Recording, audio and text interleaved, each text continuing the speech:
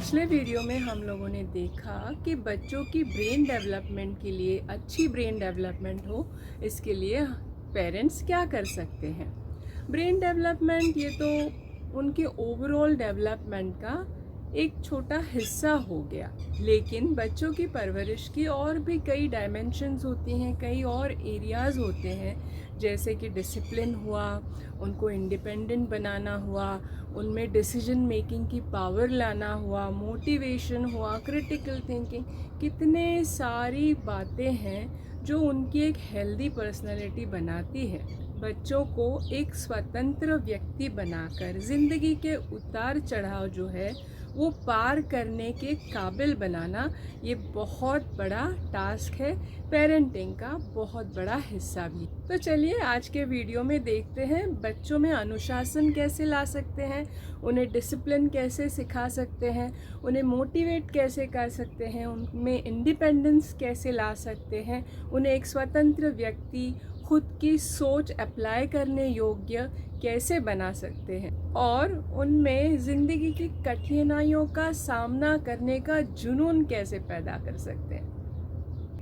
A warm welcome to all the viewers of my channel Mind Vista by Sneha Deshpande, जहाँ पर कि ज़िंदगी को बेहतर बनाने की बातें करते हैं, सक्सेस की, मोटिवेशन की और ऐसी कई सारी बातें जो आपको अपनी ज़िंदगी और बेहतर बनाने में मदद कर सकती हैं। तो अगर आप अपने शरीर के साथ साथ अपने मानसिक स्वास्थ्य का भी ख्याल रखना चाहते हैं, मोटिवेटेड रहना चाहते हैं, अपने गोल्स अचीव करना चाहते हैं, तो इस चैनल को तुरंत सब्सक्राइब कीजिए। हर एक पेरेंट की ये इच्छा होती है कि मेरा बच्चा एक परफेक्ट चाइल्ड हो, अच्छा इंसान हो, डिसिप्लिन्ड हो, वगैरह वगैरह वगैरह, जिसे हम पिक्चर परफेक्ट कह सकते हैं। ऐसा बच्चा हर कोई चाहता है, लेकिन ऐसे बच्चे या तो पड़ोसी के घर में होते हैं या फिल्मों में मगर इस तरह की बच्चे की परवरिश करना ये बहुत ही चैलेंजिंग काम होता है, मगर इतना मुश्किल भी नहीं है,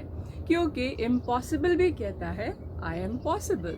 एज अ साइकोलॉजिस्ट ऐसे कई सारे केसेस मैंने देखे हैं जहाँ पे बच्चों में डिसिप्लिन की इश्यूज़ होती है, बिहेवियरल इश्यूज़ होते हैं, लेकिन जो भी मेरी प्रैक्टिस में मैंने देखा उससे एक अनुमान मैं ज़रूर लगा सकती हूँ कि इस तरह के प्रॉब्लम्स आने की मूल वजह क्या है, what is the root cause.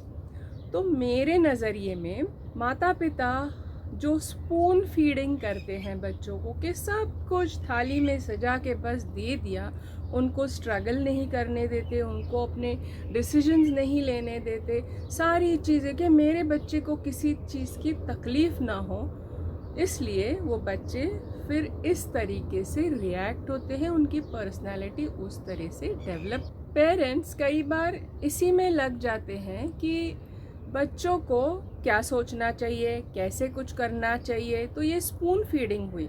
बजाय इसके अगर वो उन्हें इस तरीके से इक्विप करे कि ये काम कैसे किया जाता है, सोचा कैसे जाता है, ये थोड़ा सा फ़र्क है, एक थिन लाइन है, मगर इससे बड़ा फ़र्क पड़ता है बच्चों की पर्सनालिटी डेवलपमेंट। संक्षेप में अगर कहूँ तो बच्चों की स्पून फीडिंग बंद कीजिए, उन्हें सॉल्यूशन मत दीजिए, उनको प्रॉब्लम एनालाइज करना सिखाइए, फिर सॉल्यूशन वो खुद ढूंढ लेंगे, स्टेप्स भी उन्हीं को डिसाइड करने दीजिए। सभी पेरेंट्स की लाइफ में एक वक्त ऐसा ज़रूर आता है जब उन्हें लगता है कि हाँ, मैं बच्चे में अब अनुशासन कैसे लाऊं। अब शायद वो छोटा है, लेकिन वहीं पर गलती करते हैं। जितनी छोटी उम्र से उनको आप डिसिप्लिन करें, उनको अनुशासन करें, उतना ही बेहतर होता है। एक छोटा शिशु हम समझ सकते हैं अपने हिसाब से चलता है, उसकी अपनी रूटीन होती है, अपने समय पे उठता है, अपने समय पे सोता है, अपने समय पे खाता है, लेकिन जितनी जल्दी उसको हम एक नॉर्मल रूटीन, एक फिक्स रूटीन दे पाएँ, इस विषय में बच्चों की रूटीन के बारे में मेरे 2 वीडियोज़ हैं, वो ज़रूर देखिए, उससे आपको काफ़ी मदद मिलेगी। एक छोटा बच्चा जो अभी बोल नहीं सकता मगर स्मार्ट तो बहुत होता है, उसे जो चाहिए वो अपने पेरेंट्स से बराबर करवाता है रो धो के। वो चाहता है कि उसे कोई गोद में उठाए, रो देगा। उसे चाहता है कि उसे थोड़ा कोई घुमाए, वो रो देगा। और फिर पेरेंट्स उस हिसाब से चलते हैं।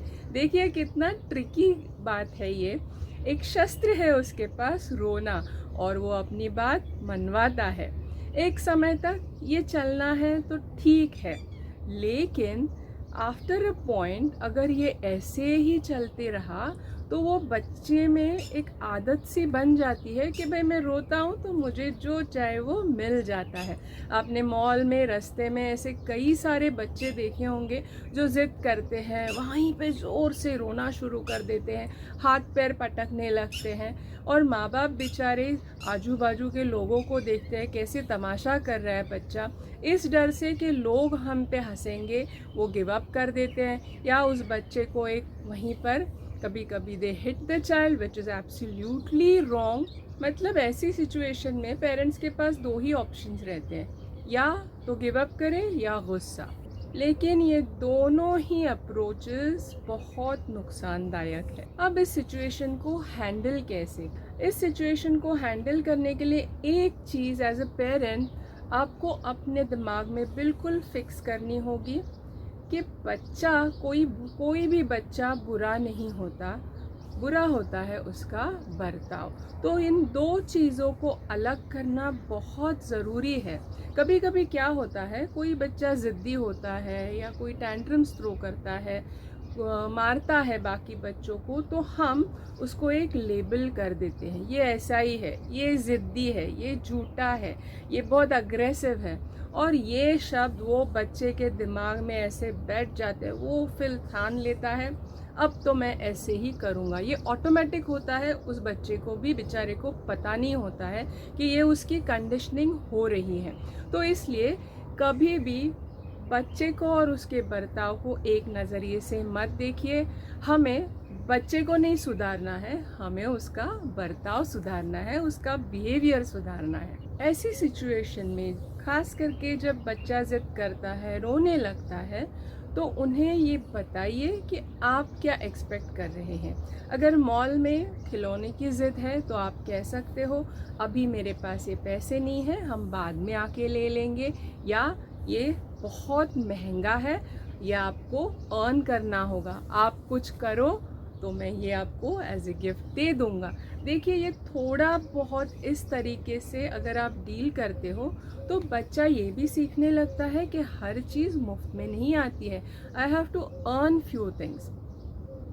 जहाँ डिसिप्लिन की बात आती है, ख़ास करके घर में, कि बच्चे खिलौने इधर उधर पड़े हैं, उसका रूम आप ही 10 बार ठीक कर रहे हो, ऐसे में आप क्या कर सकते हो? एक तो बच्चे की मदद लीजिए कि चलो तुम्हारा रूम ठीक करते हैं, ये ऐसे नहीं रखा जाता। सेकेंडली, बहुत छोटी उम्र से ही बच्चों को ये आदत डाल दीजिए कि ये इतने खिलौने हैं, इसमें से अभी आप किस खिलौने के साथ खेलना चाहते हो, वो निकालिए, उसको खेलने दीजिए। जैसे ही वो बोर होता है, छोटे बच्चे बहुत जल्दी उस खिलौने से बोर होते हैं, तो उसको वो आदत डलवाइए कि ठीक है अब इसको रख देते हैं, हम दूसरा खिलौना लेके खेलेंगे। इस तरीके से बातों बातों में ही बच्चे में वो डिसिप्लिन आने शुरू हो जाती है। ख़ास करके 1 से 3 साल के जो बच्चे होते हैं उनमें ये आदत बहुत आपने देखी होगी, बहुत ज़िद्दी हो जाते हैं, जिसे कि हम ODD कहते हैं। ऐसे बच्चे अपनी बात मनवाने के लिए कुछ भी करते हैं, रोएंगे, धोएंगे, हाथ पैर पटकेंगे, सर कहीं पे मारेंगे, यहाँ तक कि झूठ बोलते हैं या फिर काटना शुरू कर देते हैं, बहुत अग्रेसिव हो जाते हैं। लेकिन यही वक्त है उनको संभालने का, सुधारने का। ऐसे समय में आपको अपना दिमाग बिल्कुल ठंडा रखना है और बच्चे को मदद करनी है एक्सप्रेस करने में। कई बार ऐसे होता है कि बच्चे वो बात एक्सप्रेस नहीं कर पाते, इसलिए इस तरीके का उधम मचा देते हैं। आप उनके साथ बैठ सकते हो, उनको अपनी फीलिंग्स आइडेंटिफाई करना सिखा सकते हो, और कई बार आपको सिंपल शब्दों में अब ये चीज़ नहीं हो सकती। बच्चों को ना कहना बहुत ज़रूरी होता है, वरना वो आगे चल के ज़िंदगी में जब कोई ना उनको सुननी पड़ती है वो झेल नहीं पाते। तो इन छोटी छोटी बातों में ना कहकर उनको प्रिपेयर भी कर सकते हैं। 3 से 5 साल के बच्चों की दुनिया ही अलग होती है, उनकी प्रॉब्लम्स अलग होती हैं, क्योंकि अब उनकी दुनिया थोड़ी वाइडन हो रही है, बढ़ रही है। घर के बाहर के लोगों के साथ वो इंटरेक्ट कर रहे हैं, स्कूल जा रहे हैं, उनके दोस्त बन रहे हैं। तो ऐसे समय पे कई बार उनके कॉन्फ्लिक्ट्स होते हैं। फिर वो खुद के सेल्फ डिफेंस के लिए कई बार ऐसी मनगढ़ंत कहानियाँ सुना देते हैं। खुद ने की हुई बात दोस्त के नाम पे आपको बोलेंगे। ऐसे में उनको झूठ होने का या झूठा होने का लेबल मत लगाइए। उनके साथ बैठ के ये चीज़ें डिस्कस कीजिए और उनको पॉइंट आउट कीजिए कि ऐसे किया है। भले ही डायरेक्टली रिफ़र ना करें कि तुम झूठ बोल रहे हो, लेकिन ये कहना ज़रूरी है कि उन्होंने जो कहानी बनाई है, उस कैरेक्टर ने जो कुछ भी किया है वो सही था या गलत, वो और किस तरीके से इस सिचुएशन को हैंडल कर सकता था, ये उन्हीं से पूछ लीजिए। देखिए उनकी स्किल्स, ये कॉन्फ्लिक्ट रेजोल्यूशन, प्रॉब्लम सॉल्विंग कैसे उभरती हैं। ये तो कुछ बातें हमने देखी कि बच्चों के साथ क्या नहीं करना चाहिए, उनके डिसिप्लिन के लिए क्या नहीं करना चाहिए और करना क्या चाहिए। तो सीधे शब्दों में आपके एक्सपेक्टेशंस उनसे कहिए कि बेटा शूज़ बाहर से आने के बाद रैक पे रखो, चलो तुम्हारा रूम हम लोग अभी ठीक करते हैं। आपके घर के काम जो भी होते हैं उसमें उनसे मदद मांगिए। बच्चों को बड़ा मज़ा आता है, उनको एक ऐसे फील होता है कि मैं कितना रिस्पॉन्सिबल हो गया हूँ। साथ ही साथ वो घर के काम में हाथ बटाना सीख जाते हैं। इनडायरेक्टली आप उनको ये मैसेज देते हो कि घर सबका है तो काम भी सबने मिलके करना चाहिए। और अलग अलग क्रिएटिव वेज ढूंढिए ये सब करने के। ज़रूरी नहीं है हर बार आप सीरियस होके ही ये चीज़ें करें, क्योंकि छड़ी से डर पैदा होता है, डिसिप्लिन नहीं। और खेल से विश्वास पैदा होता है और डिसिप्लिन भी। अगर आप चाहते हैं कि कोई बिहेवियर बच्चे में ज़्यादा से ज़्यादा आपको देखने मिले, तो ऐसा जो अच्छा बिहेवियर है, पॉजिटिव बिहेवियर है, डिसिप्लिन बिहेवियर है, वो करने के बाद बच्चे की प्रशंसा ज़रूर कीजिए। उसको कोई रिवॉर्ड दीजिए, भले छोटा ही सही। जैसे बच्चे ने पूरा खाना खा लिया तो उसको शाबाशी दीजिए, उसके बदले में उसको एक छोटा सा आइसक्रीम दीजिए, या कहीं घुमाने ले जाइए। घर के कामों में मदद की है, उसके लिए उसकी चहीती कोई बुक है या कोई गेम है वो उसको दीजिए। लेकिन हाँ, उसने जो किया हुआ काम है, जो बिहेवियर है, वो और आपका रिवॉर्ड, इसमें कनेक्शन ज़रूर बनाइए और बिहेवियर के प्रपोर्शन में रिवॉर्ड दीजिए। ये नहीं कि इतना छोटा सा कुछ काम किया है और उसके लिए आपने बड़ा रिवॉर्ड। सबसे इम्पॉर्टेंट बात, डिसिप्लिन ये कोई टास्क नहीं, ये वे ऑफ लाइफ है। तो पहले रूटीन सेट कीजिए, खुद अपना रूटीन फॉलो कीजिए। बच्चे अपने आप वो पिकअप कर लेंगे, क्योंकि पेरेंट्स को देख के ही काफ़ी सारी चीज़ें बच्चे सीखते हैं। तो वो जो वे ऑफ लाइफ आपका है उस पे ध्यान दीजिए। अगर उसको करेक्शन की ज़रूरत है तो पहले वो कीजिए। डिसिप्लिन जितना ही मोटिवेशन भी बहुत ज़रूरी है। बच्चे जो है अपनी आसपास की दुनिया एक्सप्लोर करते करते करते सीखते हैं। कोई भी सारा ज्ञान लेके पैदा नहीं होता है, इसलिए उनकी क्यूरियोसिटी रहती है। तो उनके सवालों का जवाब दीजिए। अगर उन्होंने कुछ अच्छा सवाल किया है तो उसकी तारीफ़ कीजिए कि अरे वाह, तुमने ये पूछा, मैं तुमको बता। आप भी थोड़ी अपनी एंथुजियाज़म रखिए, बड़े उत्साह से उनके साथ उनके सवालों के जवाब दीजिए। उनको ज़्यादा से ज़्यादा चीज़ें, ज़्यादा से ज़्यादा सिचुएशंस, लोकेशंस, ये सारा एक्सप्लोर करने में उनकी मदद कीजिए। बच्चों की लर्निंग में मोटिवेशन का बहुत बड़ा हिस्सा होता है, तो उनकी क्यूरियोसिटी को पहचानिए। वो क्लूज़ देते हैं, अगर हम सही ध्यान दें तो हम वो बराबर पिकअप कर सकते हैं। जैसे अगर कोई बच्चा किसी चीज़ को गिराकर हंस रहा है, हमें लगता है क्या कर रहा है, ये चीज़ें गिराता है और ऐसे आवाज़ें कर रहा है, लेकिन उसने वो एक चीज़ जैसे ईजाद की है, अरे वाह, ये चीज़ अगर मैं छोड़ता हूँ ये नीचे गिरती है, इससे ऐसी आवाज़ आती है। अलग अलग चीज़ें वो उठा के फेंकेगा, क्योंकि हर चीज़ की आवाज़ अलग है। तो इस चीज़ में उसकी मदद कीजिए, उन्हें छोटे छोटे कामों में इन्वॉल्व कीजिए। देखिए कितने आसानी से बच्चे सारी चीज़ें सीख लेते हैं। हमने मोटिवेशन की बात की, रिवॉर्ड्स की बात की। तो रिवॉर्ड ज़रूरी नहीं है कि हर बार कोई खिलौना हो, आइसक्रीम हो, कोई मटीरियलिस्टिक चीज़ हो। कभी कभार एक अच्छी सी झप्पी भी आप दे सकते हो। रिवॉर्ड और उसके बिहेवियर का जो कनेक्शन है वो बनाए रखें।